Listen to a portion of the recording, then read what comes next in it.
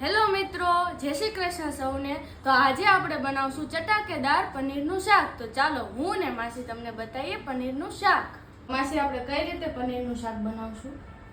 જો મેં પનીર લીધું છે, આ ડુંગળીની ગ્રેવી છે, ટમેટાની ગ્રેવી છે, અને આમાં મેં તેલ અને બટર નાખ્યું છે। એમાં છે જ આપણે આ તળી લેશું, છે કલર એનો ચેન્જ થાય ત્યાં સુધી।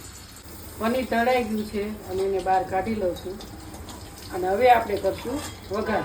જરીક રાઈ, થોડી જીરું, તમાલપત્ર, લવિંગ, બાદિયા ને એક તજનો ટુકડો એ નાખશું ડુંગળીની પેસ્ટ।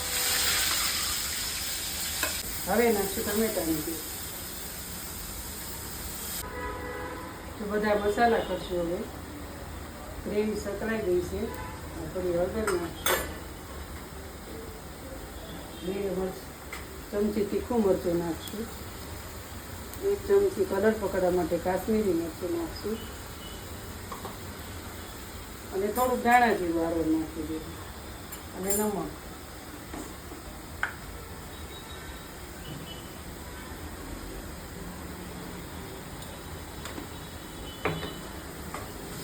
હવે આપણે નાખશું આમાં થોડુંક દહીં, તમે જોઈ શકો છો। હવે આ તેલ છૂટું પડી ગયું છે, એટલે હવે આમાં થોડુંક પાણી નાખશું આપણે।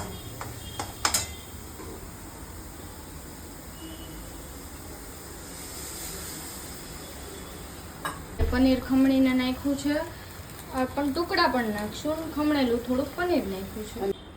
આપણે થોડોક નાખશું આ પનીરનો શાકનો મસાલો, તો તમે જોઈ શકો છો। જો આપણું તેલ બધું ઉપર આવી ગયું છે। હવે નાખી દઈશું પનીરના ટુકડા।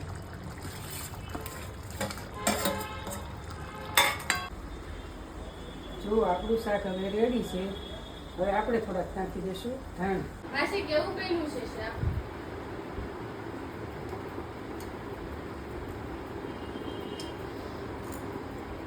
બહુ મસ્ત બન્યું છે।